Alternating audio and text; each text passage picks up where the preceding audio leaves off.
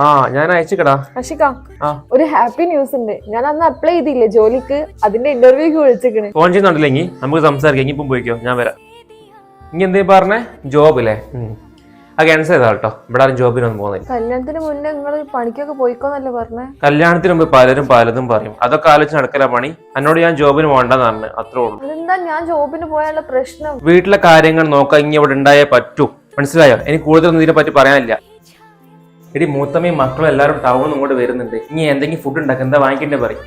അത് ഞാൻ ഉണ്ടാക്കിക്കോളാം. അഷിക, എന്റെ ഫോണിൽ റീചാർജ് കഴിഞ്ഞു. നിങ്ങൾ ഒരു മാസത്തേക്ക് കയറ്റോ? ഇൻകമിങ് ഔട്ട് ഗോയിങ് ഒന്നും കിട്ടുന്നില്ല. ഇന്ത്യയിൽ പൈസ ഒന്നും ഇല്ല കേട്ടോ. 24 മണിക്കൂർ ഉമ്മനെ വിളിച്ചിരിക്കാൻ വേണ്ടിട്ടല്ലേ. ഇവിടെ നെറ്റ് ഇല്ലേ? നെറ്റ് കോൾ ചെയ്താൽ മതി. ഒരു പെൺകുട്ടിക്ക് ജീവിതത്തിൽ ഏറ്റവും കൂടുതൽ അത്യാവശ്യമായിട്ടുള്ള കാര്യം എന്താ അറിയോ? സ്വന്തമായിട്ടൊരു ജോലിയാണ്. കല്യാണത്തിന് മുന്നേ പലരും പലതും പറയും, പക്ഷെ ഒരു ജോലി കിട്ടിയിട്ട് കല്യാണം കഴിക്കണമെന്ന് ഞാൻ ഇന്ന് മനസ്സിലാക്കുന്നു. ജോലിയും കയ്യിൽ 10 പൈസ ഇല്ലെങ്കിൽ അഷിക, അവൾക്ക് അവളുടെ ജീവിതം അവളുടെ ഇഷ്ടത്തിന് ജീവിക്കാൻ പറ്റൂല.